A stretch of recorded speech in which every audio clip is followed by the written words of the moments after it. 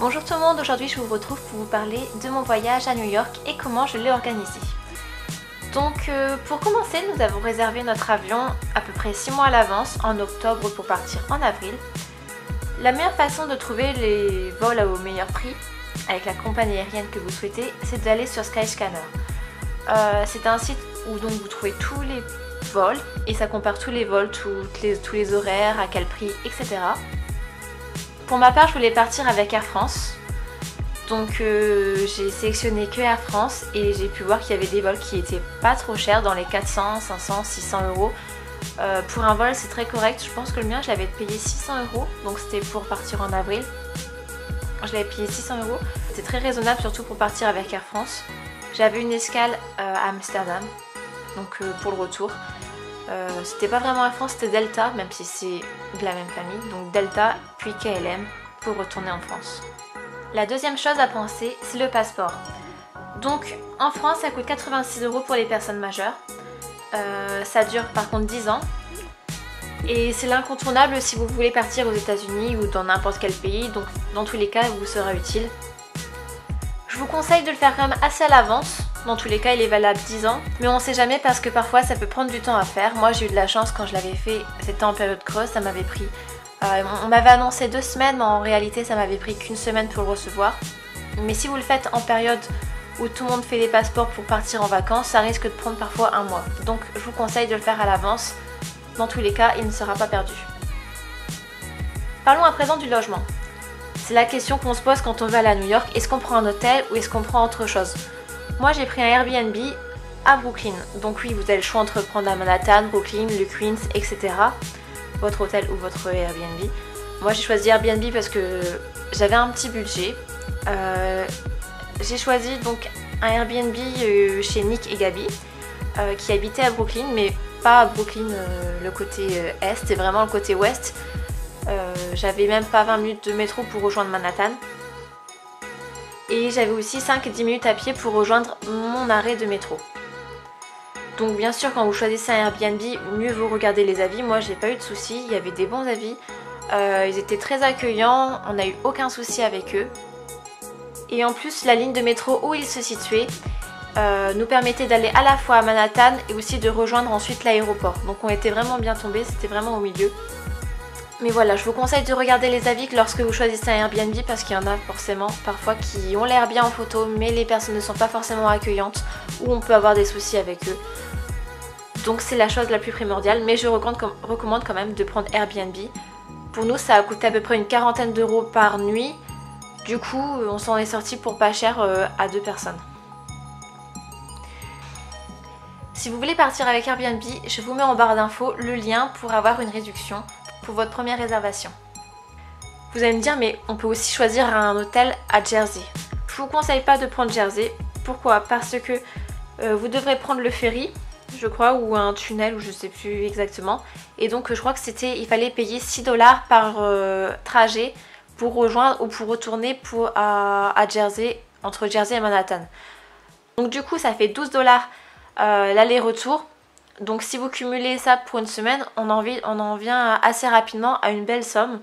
Alors que si vous choisissez côté est de Manhattan, donc tout ce qui est Brooklyn, Queens, etc. Cela sera compris dans votre tarif avec le métro. Donc votre MetroCard vous servira à faire des allers-retours entre Brooklyn et Manhattan en illimité sans rajouter 1 $ de plus. Donc ensuite je vous conseille d'acheter un cadenas TSA. Donc vous pouvez aussi acheter une valise avec un cadenas TSA. Mais moi j'ai préféré acheter un cadenas TSA pour l'utiliser directement avec plusieurs choses après plus tard, le réutiliser. Donc c'est un cadenas qui est assez spécial. En fait c'est un cadenas pour que les autorités américaines puissent ouvrir vos valises. Donc parfois à la douane, ça se peut que votre valise soit contrôlée ou même entre des escales. Et donc pour pas que les autorités cassent votre cadenas, vous avez un cadenas qui puisse s'ouvrir par les autorités américaines seulement. Donc c'est un cadenas qui est assez spécial, ils ont une clé et ils peuvent l'ouvrir sans casser votre cadenas. N'oubliez pas non plus de prendre l'ESTA, c'est un papier qui est très important pour aller aux États-Unis. Donc c'est la forme de visa mais pour une courte période. Donc c'est obligatoire. Mais il faut aussi faire très attention à aller sur le bon site officiel pour le commander. Donc normalement ça coûte que 14 $, mais méfiez-vous, il y a beaucoup d'arnaques où ils vendent parfois à 50 ou 100 $, mais non, ce n'est que 14 $. Donc c'est un formulaire qu'il vous faut remplir, dire si vous n'avez rien fait de mal, si ce que vous avez consommé, enfin, des produits, si vous avez fait des trafics de drogue, etc. Enfin, ou est-ce que vous avez des maladies, il y a plein de choses comme ça, enfin des petites questions si je me souviens bien, pour savoir si vous êtes apte à aller aux États-Unis et si vous ne créerez pas de problème là-bas, si vous n'êtes pas un terroriste, etc. À réserver à l'avance aussi, il y a le City Pass. C'est un petit carnet qui regroupe tous les monuments les plus importants, ceux qui sont les plus visités et ceux que normalement vous voulez aussi le plus visiter. Ça coûte à peu près une centaine d'euros, mais vous faites une économie quand même qui est assez considérable. Normalement ça vous fait gagner à peu près 43% du prix. Donc vous l'achetez en ligne, ensuite vous l'échangez contre une contre-marque, voilà, qu'il vous donne dans votre première visite. Et donc parfois ça enlève certaines files d'attente. Et aussi par exemple il y a des petits bonus comme pouvoir faire 2 fois l'Empire State Building en la même journée, donc le matin, de jour et le soir de nuit. Donc du coup vous n'avez pas à acheter vos tickets, faire la queue pour acheter vos tickets, c'est un gain de temps. Et aussi, vous pouvez aussi voir plein de monuments, donc l'Empire State Building, la Statue de la Liberté, le Rockefeller Center, le mémorial du 11 septembre, etc. Donc après, bien sûr, parfois, il faut choisir entre deux choses. Donc par exemple, vous ne pouvez pas faire à la fois le mémorial du 11 septembre et le musée et l'Intrépide, donc il y a un musée sur la guerre. Donc il faudra par exemple choisir entre les deux. Donc ce que je vous conseille, c'est de regarder les tarifs avant, et si vous voulez impérativement faire les deux choses qui sont proposées entre les deux musées, vous regardez lequel est le moins cher et vous utilisez votre ticket pour ce qui est le plus cher. Et donc comme ça après vous pouvez acheter votre autre ticket moins cher directement sur place. N'oubliez pas non plus de faire un planning, donc c'est important pour ne pas perdre de temps sur place. Donc renseignez-vous sur les horaires d'ouverture des différentes choses. Pour savoir aussi ce qui est insolite, les lieux à visiter, par exemple, il y a des choses qui ne sont pas indiquées dans le City Pass, etc. comme les lettres Love, Hope, qui sont vers Times Square. Ou parfois aussi même en vous promenant dans Central Park, peut-être qu'il y a des statues que vous aimeriez bien voir. Moi je voulais voir par exemple la statue d'Alice au Pays des Merveilles, mais je savais pas non plus qu'il y avait la statue de Balto, et ça je l'ai découvert après. J'ai un petit peu regretté de ne pas avoir su avant qu'il y avait ça. Donc renseignez-vous bien aussi sur tout ce qu'il y a à faire, les différentes statues, les différents monuments qui peuvent être en dehors et qu'on n'entend pas forcément parler, mais qui peuvent être sympas à faire. Donc je vous en mets quelques-uns aussi dans ma vidéo que j'avais déjà fait la dernière fois sur mon petit séjour à New York, où j'avais regroupé tout ce que j'avais vu. Donc comme ça peut peut-être vous donner une petite idée du planning. En tout cas, c'était mon planning, donc vous pouvez aussi copier un petit peu dessus. N'oubliez pas non plus de réserver, si vous voulez voir le Top of the Rock à l'avance, donc du Rockefeller Center, parce que parfois il se peut qu'il y ait 2 jours d'attente. Donc si vous prévoyez de le visiter à la fin de votre séjour, ça peut poser problème parce qu'il y aura peut-être plus de place. Ça part très vite s'il y a un nombre de places limité, et donc allez-y, commencez à réserver votre date au moins dès le début de votre séjour. Allez-y, ça prend pas beaucoup de temps, peut-être 1 heure dans votre planning pour aller les réserver, mais au moins vous êtes sûr d'avoir votre place pour pouvoir monter tout en haut. Même si vous avez votre ticket pour le Rockefeller Center, parce qu'il faut réserver un certain créneau pour pouvoir y entrer. Vous pouvez pas y aller quand vous voulez.